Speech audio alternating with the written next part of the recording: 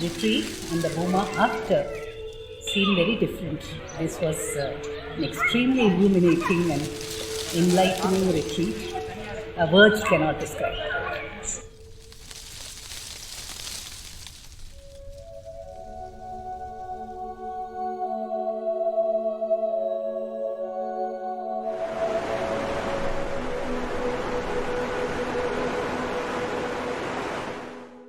been really profound in my journey, and especially connecting to the three Devas has been very special. I mean, I've never experienced anything like this before. The first time I leaned against the tree, it was just a sensation. You can just feel it, and the sensation is so overwhelming. The, the trees are communicating. They are guiding you. They know your journey. It's not like they're separate, and that's when you just come in touch with the fact that you're so connected. And that was so special. First, while doing tree meditation, first tree Deva, Vriksha Deva consciousness and our consciousness both are. No, different. First, initially it was different. After that, we are one. After that, I got message. Just whatever happens, just to be witness to everything. Tree and like this, like that only. Just a witness, just you learn that lesson. Once you witness to everything, it means you have peace of mind.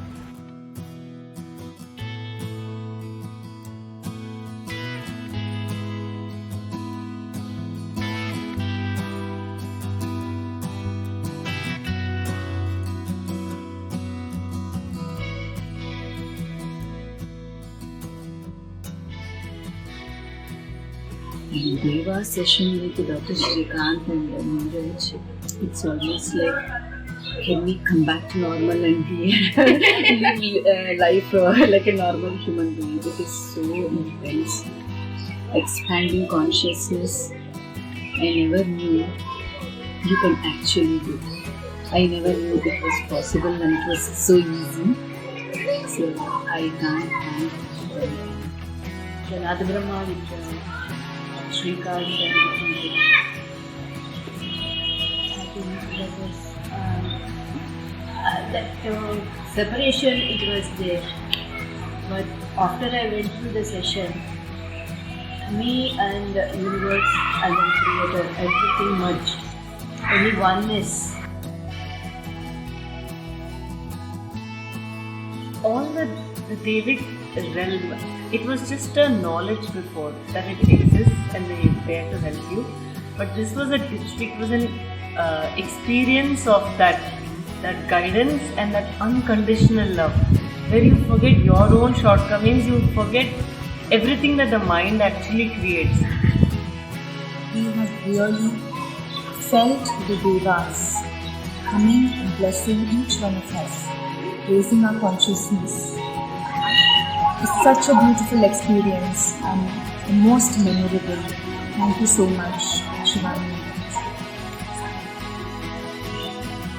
What it does to you is pauses your life, makes you take a step back, see what is important, see what is not important, and get some perspective in life. And hopefully, after this wonderful 1.5 days, I'll go back, and if I can implement 50% of what I've done, I think I'll be a better person. I'll be a happier person.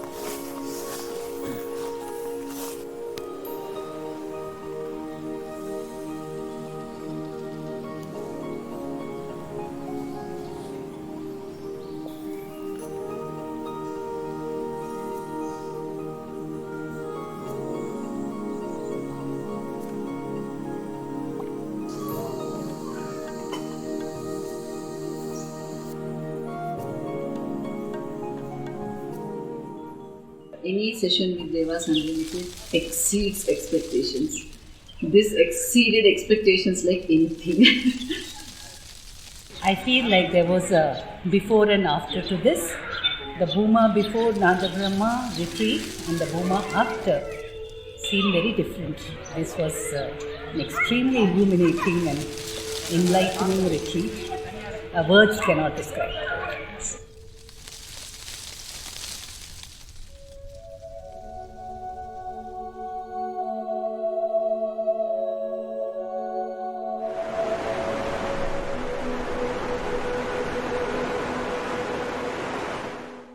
It's been really profound in my journey, and especially connecting to the three devas has been very special.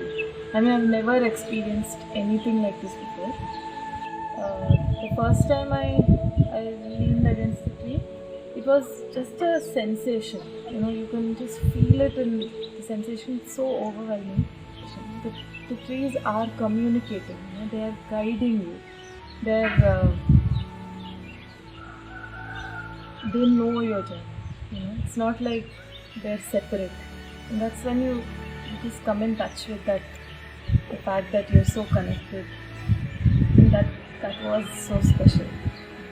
First, while doing tree meditation, no, first tree deva, Vriksha deva consciousness and our consciousness both are. Oh no, different first. Yeah, initially. Initially, it was different. After that, we are one. After that, I got message, you know, just whatever happens, no, just to be witness to everything. Tree and like this, like that only, no? Just a witness, no? Just you learn that lesson. Once you witness to everything, it means you have peace of mind.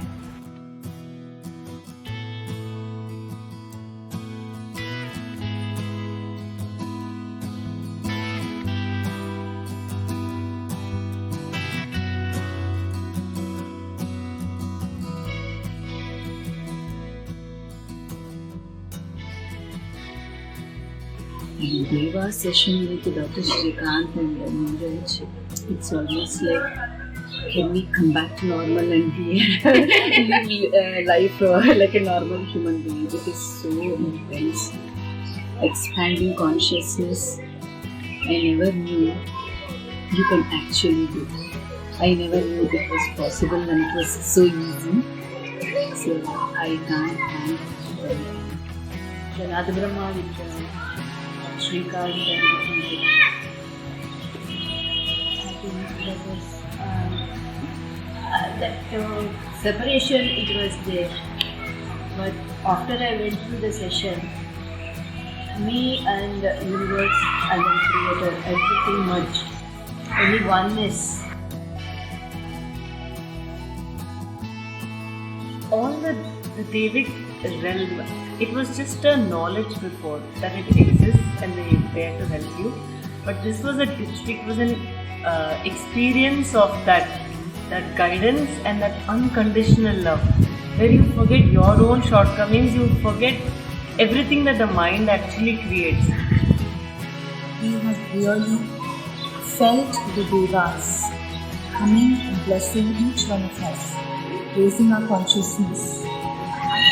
It's such a beautiful experience and the most memorable.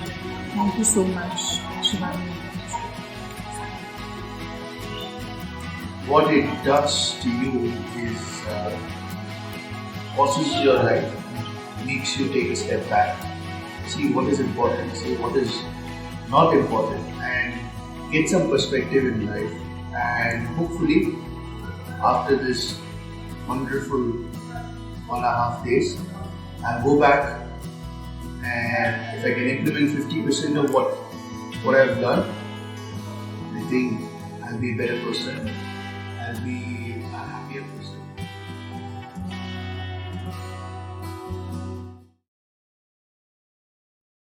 Sai Ram.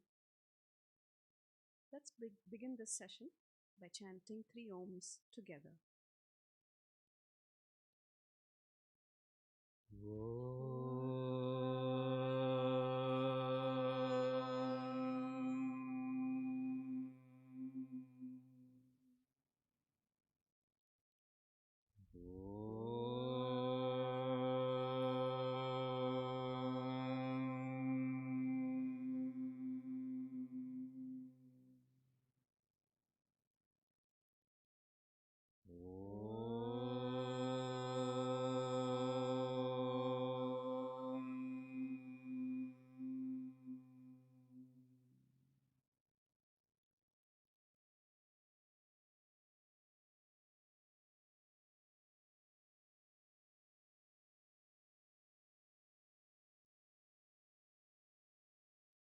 My most loving pranams at the beautiful lotus feet of our beloved Lord Bhagwan Baba.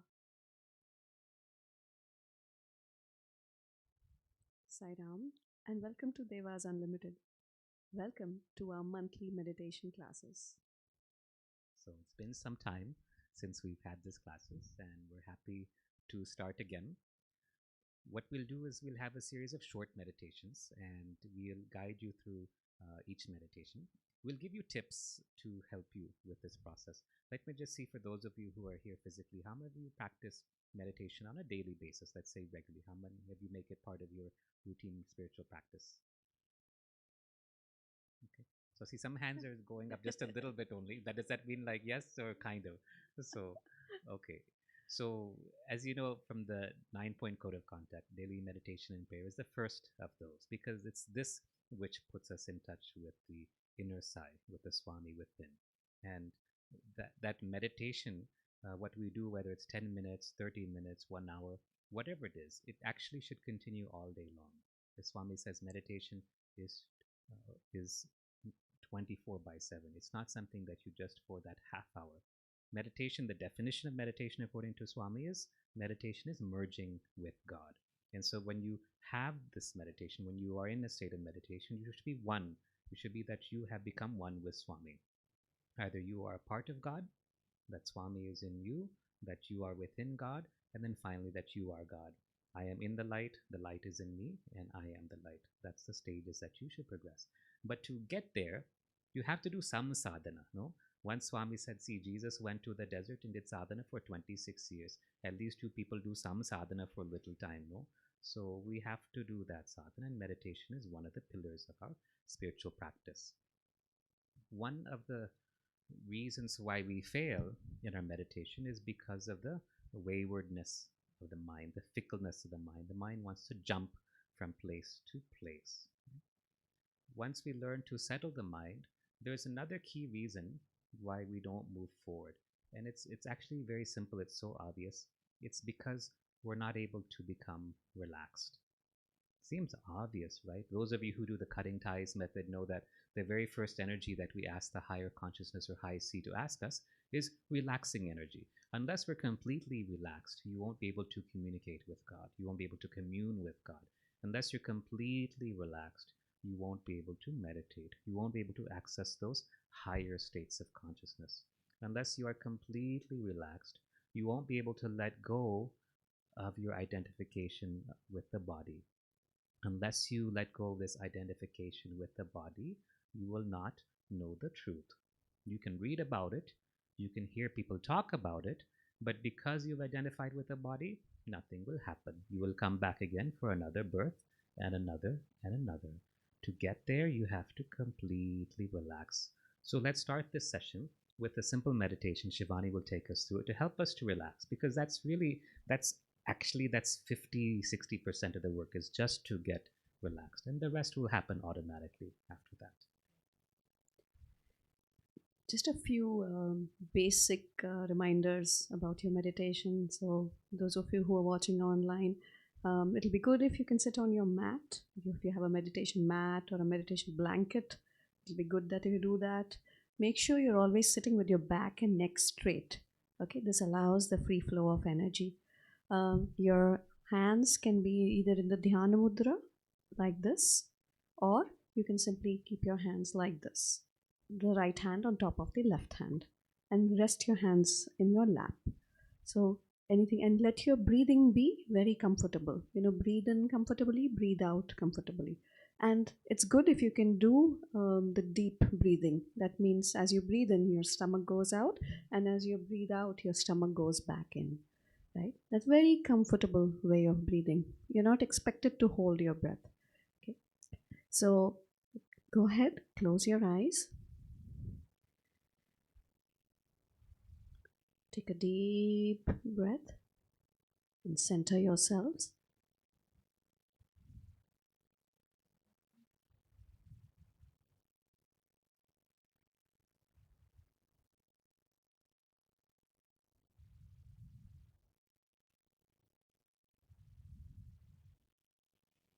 Imagine that you're lying down on a beach.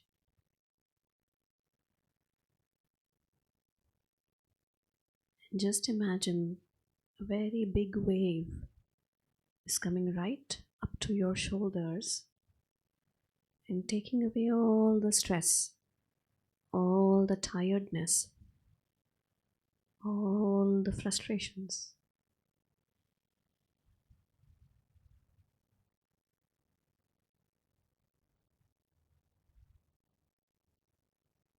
The next wave comes along,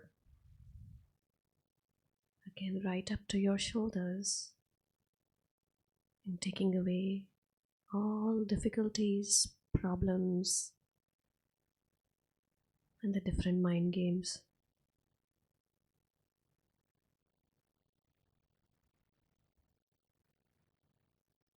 Do this for a few minutes, allowing every wave to come up right up to your shoulders and take away all the anxiety and stress.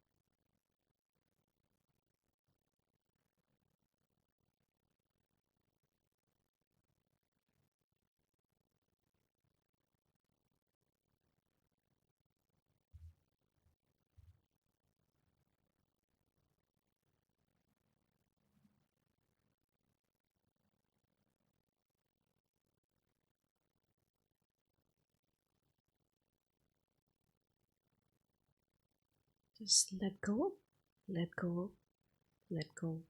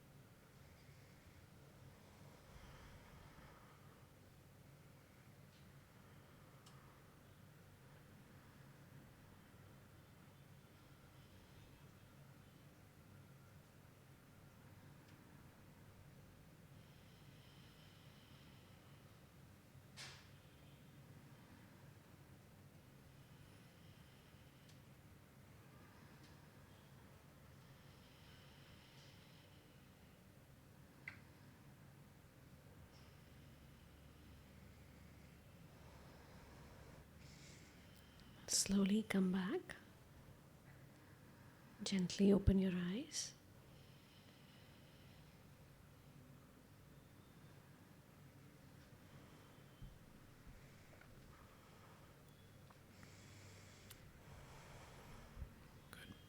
So when you meditate, the first part of your meditation should be a little bit gentle in the sense that you're settling down, especially if you're doing, say, an evening meditation. In the morning meditation, generally the mind is already quite still and it's easier to settle in. Sometimes people ask questions like, if I meditate in the morning, should I take a shower before or bath before I meditate or afterwards? The answer is it really doesn't matter so much. It's more the state of meditation that is important. It's a personal preference. But what we would recommend is that you meditate early in the morning if possible. The Brahma Muhurtam is what time? 3 to 6 a.m. And that's generally the best time to meditate. For people who are into hardcore meditation, like the guys who are like, man, I'm going to get samadhi or bust, those types, then the best time is actually from midnight to 3 a.m. This is for the people who have been meditating for 1-2 hours a day already. Please don't do this if you're not at that level in terms of time. But for those who are meditating at a more advanced level, then midnight to 3 a.m. is an excellent time, because the meditation you get at that time, you don't get even during Brahma Muhurtam. So that's for those whose lifestyles are somewhat different and were able to adapt to those times. You might try it if you're already meditating, so say 45 minutes a day already, then you might try just getting up at midnight and meditating for some time and then see what it feels like. The quality of the meditation is very different. But whatever you do, keep that time the same. That time should be the same. There's a story, a true story that I tell when I was in the United States. Shivani was not there. I was at home at that time, and I had the habit of waking up, washing my face, brushing teeth, and then going to our puja room and meditating. That's what I had followed for years. One particular morning, I decided to take shower first and shave and everything, and then go to the meditation. So my meditation was delayed by whatever 20-30 minutes or so. Now, in that particular apartment where we were staying, I was in the washroom and I was shaving, and I had finished one side, and I was obviously facing the mirror. The bathroom door was behind me. Nobody was at home. The door opens. Swami walks inside the bathroom. He says, "Where have you been? I've been waiting for you for the last half hour." And then he goes out, he closes the door, and then leaves. So when you make a particular time to meditate, then you should keep that time. That is your appointment time with God. So when we talk about the time to meditate, we say, yes, Brahma Muhurtam is the best time. If you're really hardcore into meditation, then midnight to 3 a.m. is an awesome time. Even if you can meditate at 8 a.m. or whatever, that's fine. But the point is to keep it regular, to keep that time. That's like your meeting time with God. So keep it as your appointment with the Lord. Second thing is, try to keep the duration of meditation the same if possible. If you meditate for 15 minutes a day, then keep it 15 minutes a day. If you have longer on weekends and so forth, then fine. You can meditate for an extended duration, but don't try to cut it short. That means that you actually have to schedule your life, schedule your activities so that you give sufficient time for that spiritual practice, just like anything else, whether it's eating breakfast or getting ready at the end of the day for going to sleep. So try to make it a small ritual that you start with the meditation, how you're going to do it, whatever your personal practice is. Again, for those of you who are more advanced or more experienced in meditation, another thing we recommend is that you wear only certain clothes for meditation, preferably light cotton clothes, like the khadi type of clothes. Like what I'm wearing now is a loose knit type of cotton. The reason is because that allows the pores in the body to open and take in prana much more than other types of clothes. So loose types of clothing is preferable. This does not mean that you have to go and buy a brand new wardrobe. Okay, but you should keep those clothes specific for meditation. Don't try to meditate in your night dress or your pajamas, for instance. Don't try to meditate in your office or work clothes. It doesn't work. Your work clothes have your vibrations of your office or where else you're working. Your night clothes have the vibration of sleep. So if you have a certain set of clothes, keep them and keep them separate. Don't mix them with your other clothes. Those meditation clothes are actually very special. And what you'll see is that those meditation clothes that you wear will pick up a certain vibration of that meditation. In the same way, the mat that you sit on will also pick that. Don't meditate on a bare floor or bare ground. Have a mat underneath you, which will insulate your spine so that the energy that you generate during meditation doesn't get dissipated. So keep some type of simple mat. I have a woolen mat that I use that I've been using for 25, 30 years or so, and it serves me well. It's just made out of wool, but the energy in that mat is something else because it's picked up the energy of that tapasya, that sadhana for so many decades now. So keep that mat the same and keep it yours. Wash it occasionally just as you wash your meditation clothes, but again, keep them separate from your other items. Finally, meditate in the same place, not only the same time, but the same place if possible, because that place will pick up the energy of your particular sadhana. So same place, same time, same type of meditation. Don't do this meditation today and then this type of meditation tomorrow. Keep it the same. If you're extending your meditation, then yes, you can add other types of meditations, but your basic meditation should be consistent. That consistency is required because that is what is going to silence the mind. And once you silence the mind, what happens? What happens when the mind is silent? You're relaxed. But when you say I am relaxed, there is still a I am, right? There's still an ego there. What happens when the mind is totally silent? What happens to the world when the mind is silent? Vanishes, right? There is no world. The entire world, the entire creation, Donald Trump, Brexit, everything, it all depends on the mind. Rahul Gandhi. Huh.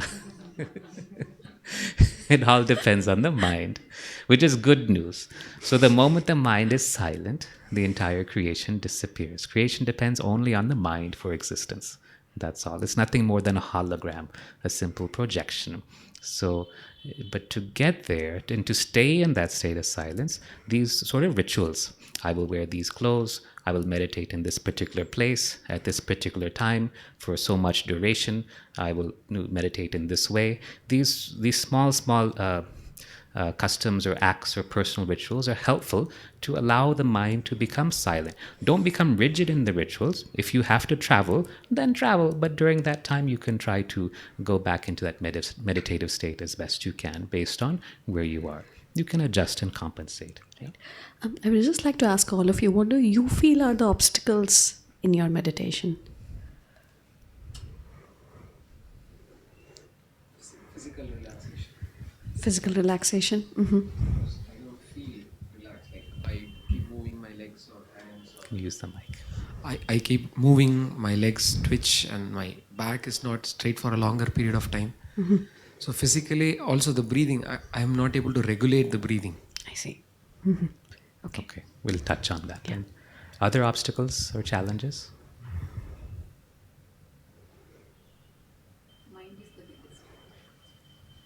Just take the mic. Suppose we are meditating at the evening, means we'll be remembering the incidents which took place from morning. If we try to forget those also, again they will be coming in the mind, those incidents. Someone we met or somebody, something, they will be coming in our mind. Again it will go, again like that, so many times it will happen. So the mind will drag you back into the past, right? And that's similar to what you were saying. And then here also the physical body. So body or mind, one of those two will come and get in the way. That seems to be the common theme. Right. Yeah. So let's do a simple meditation then to help us with both of those things. And then we'll come back to your comments again. Let's do the Soham meditation. It's very simple.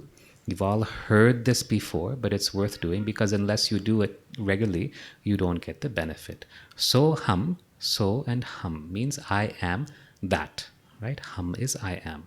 So hum. This is the sound that the breath makes on an internal or inner level every time you breathe in. So we breathe about 21,000 times a day, and the breath is reminding us every breath, I am that.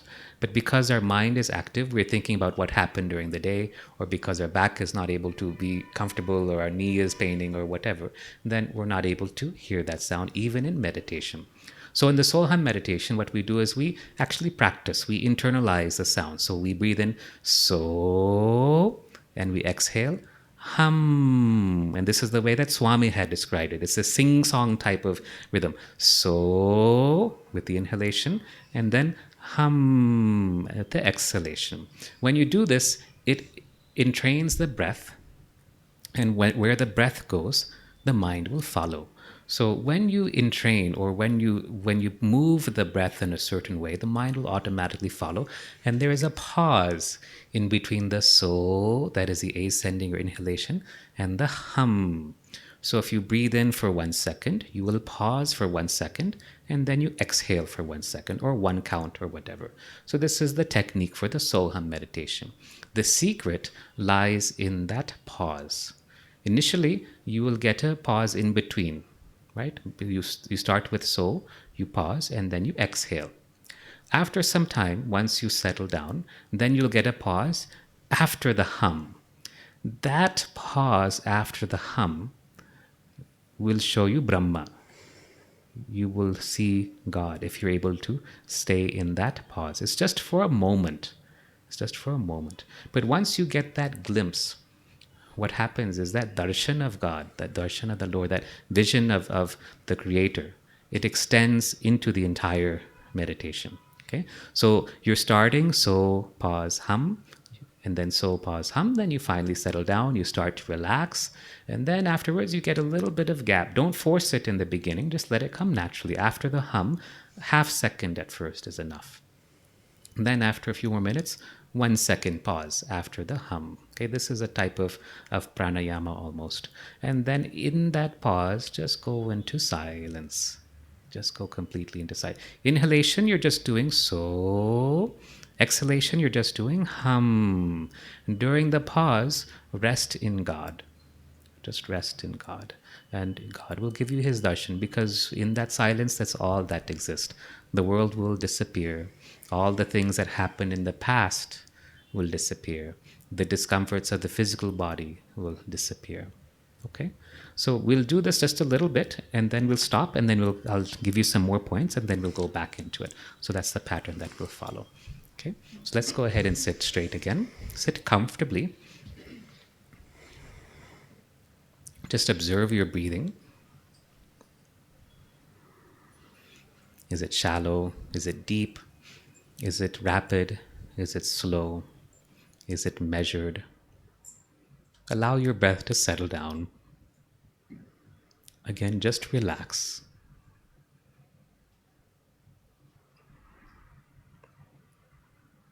And now at your own pace, let's begin the Solham meditation. As you inhale, tell yourself so, and then pause, and then exhale, hum. If your breathing becomes constricted or constrained, then just relax and take a few normal breaths and continue again. So let's practice this. Inhaling so, pause, and exhaling hum, and keep continuing for some time.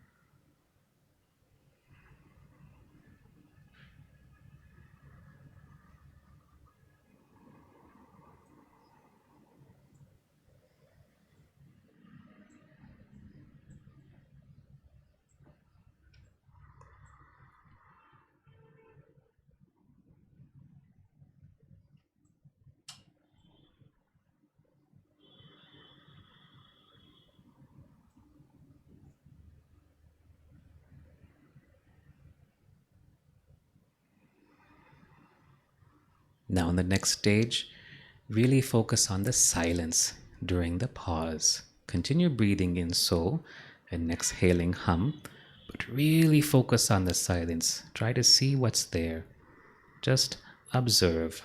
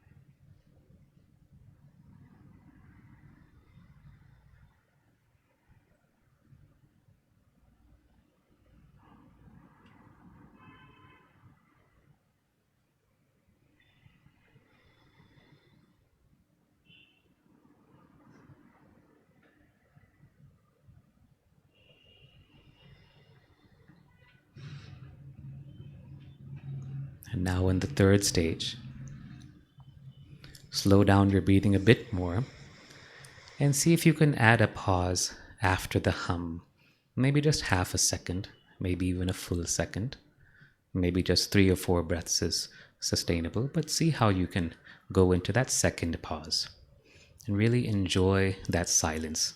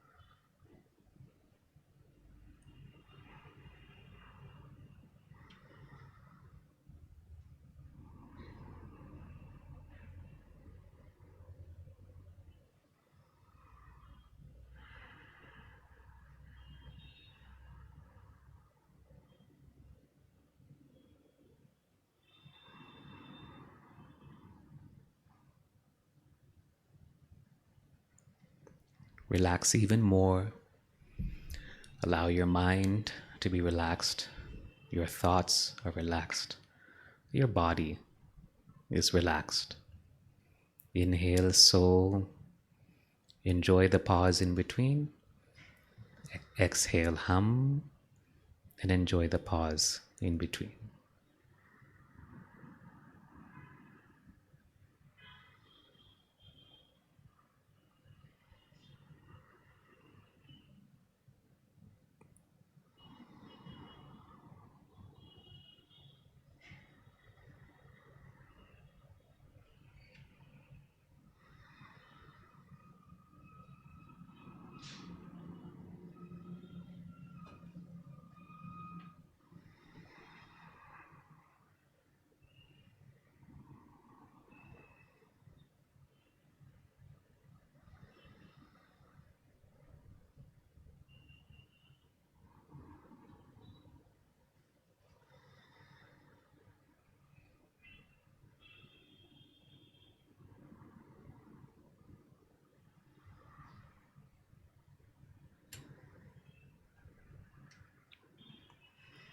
And then very gently, slowly come back out of the meditation.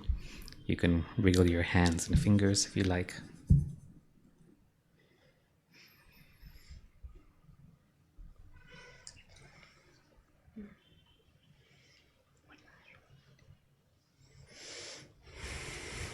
How did that feel?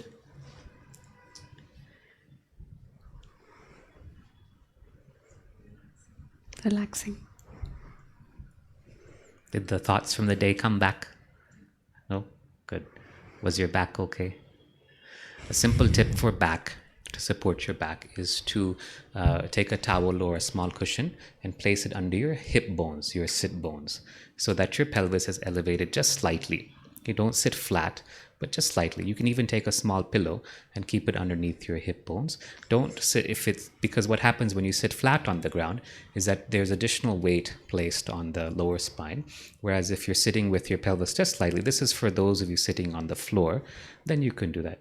Even if you're sitting in a chair, you can elevate your pelvis just a little bit, and that will relieve the back discomfort that some people feel. With that, let's go into the last meditation for this session. So go ahead, close your eyes.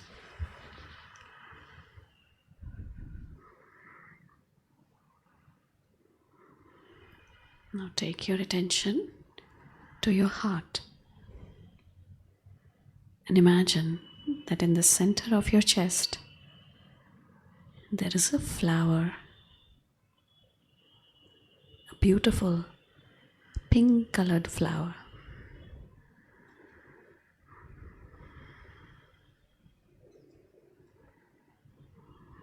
It could be a lotus, it could be a rose, any flower.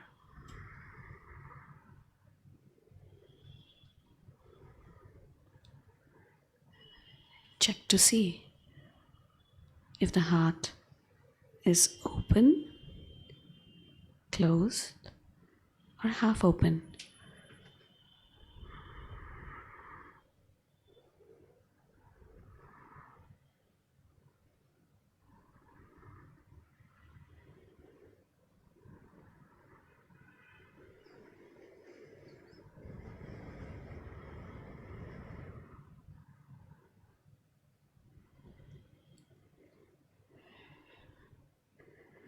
Now imagine a beautiful white light from God is coming into this flower, allowing it to open.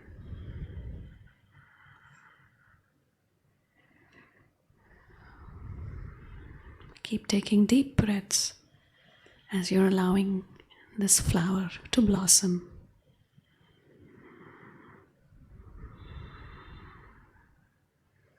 We often close our hearts to feeling love.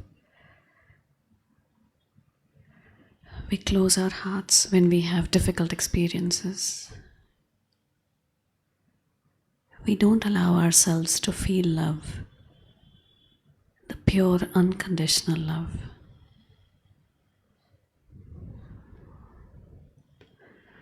Allow your hearts to open now.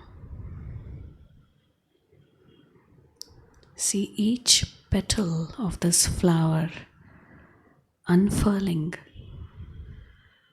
blossoming, such that you can see its beauty. You can smell the fragrance.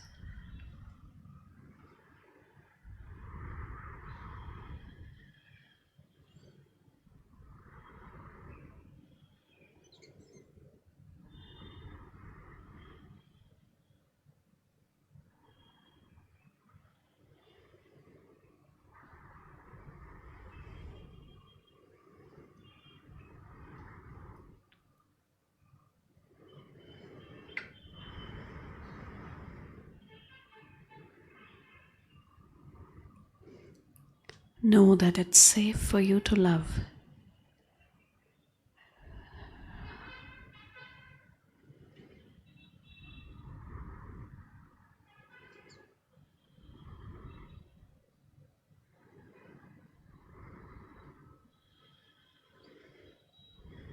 No need to feel afraid, no need to forget.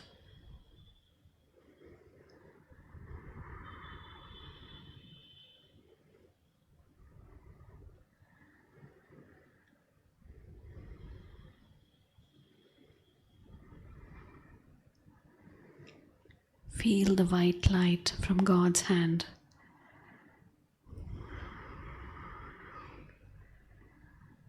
Giving all the strength that the heart needs to stay open.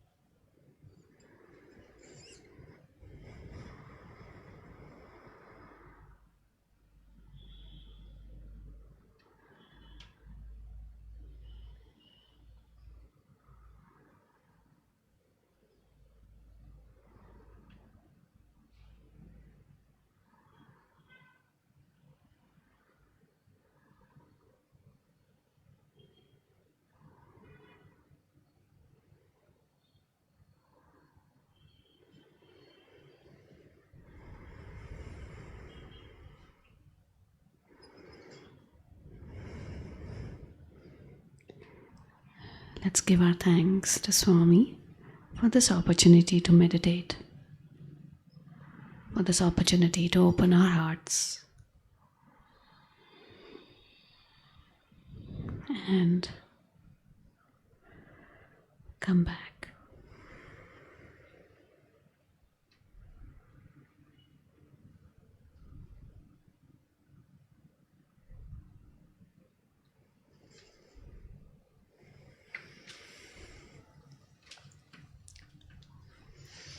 Blend with meditation. Homework. What homework? What homework should we give? You guys don't get off so easy. No? What homework should we? What do you want to assign? Since we have just started off with the Soham, or restarted with the Soham practice, let's continue with this. Okay? So, your homework till we meet next month is to do the Soham breathing every day. So, you can do it in a concentrated way, like 5 to 10 minutes per day. Yeah? And then during the day, as you're reminded of it, you keep practicing. Yeah? Yeah? Okay? We're going to ask you when we meet next time. So maybe we'll turn the camera and put you on the spot also. So everybody needs. Well, the more you practice, the better it gets. Yeah. Soham. Also, let's bring in one more practice that we can do throughout the day also. And this is a simple teaching of Swami, which is to speak softly, sweetly, and lovingly. Yeah. Let's practice speaking softly, sweetly, and lovingly to everybody. Okay? Good. Awesome. So 2 homeworks. Let's end with Om and three Shantis.